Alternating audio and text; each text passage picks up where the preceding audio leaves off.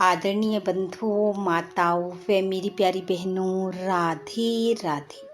आपका हमारे इस YouTube चैनल पर बहुत बहुत स्वागत है।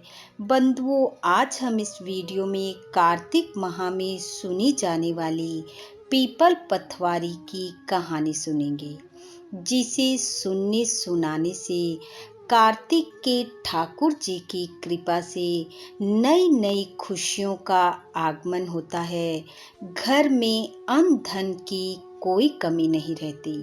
कथा कहानी सुनने के बाद यदि आप हमारे चैनल पर नए हैं तो कृपया हमारे चैनल को सब्सक्राइब करें, बेल आइकन को प्रेस करें ताकि हमारी वीडियो की नोटिफिकेशन सबसे पहले आप तक पहुंचे।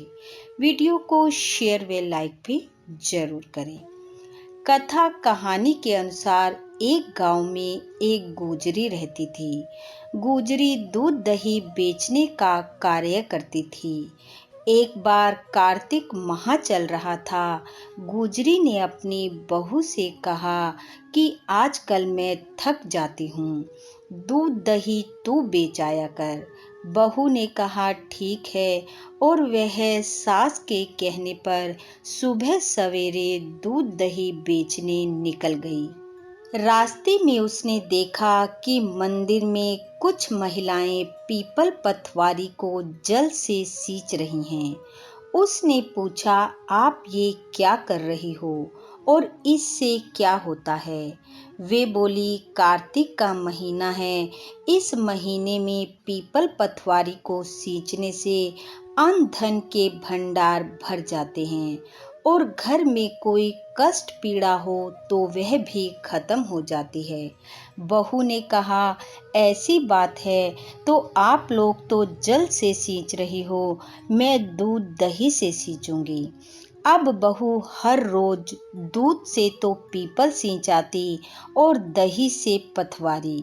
घर आने पर सास पैसे मांगती तो कह देती महीना पूरा होने पर ला दूंगी। ऐसा करते करते कार्तिक का महीना पूरा हो गया। अब बहू डरे कि सास पैसे मांगेगी तो क्या जवाब दूंगी। पहुंच गई पीपल पथवारी के पास और जाकर बोली, पूरा महीना मैंने आपको दूध दही से सींचा है, अब घर जाऊंगी तो सास पैसे मांगेगी, लेकिन मेरे पास तो पैसे नहीं हैं, मैं क्या करूं बताओ। पीपल पथवारी बोले, हमारे पास कैसे पैसे हैं, हमारे पास तो ये पान पत्ते फूल पत्थर पड़े हैं, ये ले जाकर घर में रख देना। बहू ने वो ही उठा लिए और घर ले जाकर ओबरी में रख दिए और सास के डर से ओढ़ कर सो गई।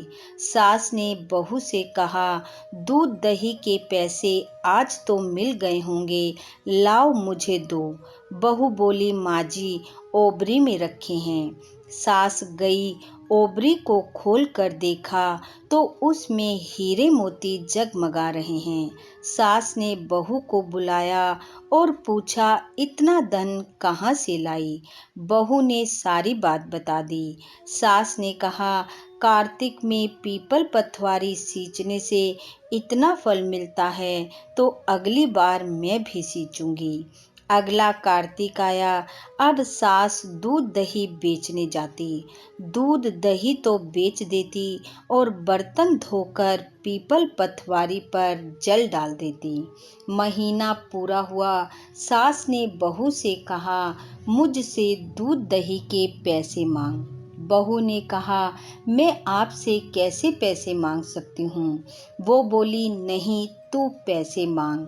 बहू ने पैसे मांगे तो सास पहुंच गई पीपल पथवारी के पास और जाकर बोली, बहू दूध दही के पैसे मांग रही है। गुजरी की बात सुनकर पीपल पथवारी ने कहा, हमारे पास कैसे पैसे हैं, ये पान फूल पत्ते पत्थर पड़े हैं, ले जा। सास ले आई और लाकर ओबरी में रख दिए। थोड़ी देर बाद बहू से बोली, जा ओबरी खोल के देख। बहू ने खोलकर देखा तो उसमें कीड़े मकोड़े कुल बुला रहे हैं। बहू ने सास को बुलाया, सास ने देखा कि वहाँ तो कीड़े मकोड़े हैं। तब सास बोली, पीपल पतवारी ने मेरे साथ दो भांत की है, बहू को तो धन दौलत दी और मुझे कीड़े मकोड़े। तब हर कोई कहने लगा, बहू ने तो सत की भूख से सींचा और तूने धन की भूख से, इसलिए ऐसा हुआ।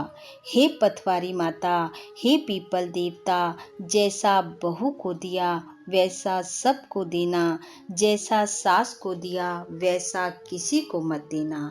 इस कथा कहानी को सुनने वाले सुनाने वाले सबके घर अन्न धन से भरपूर करना, घर में नई नई खुशियां देना। इन्हीं शुभकामनाओं के साथ आप सबका बहुत बहुत धन्यवाद। राधे राधे।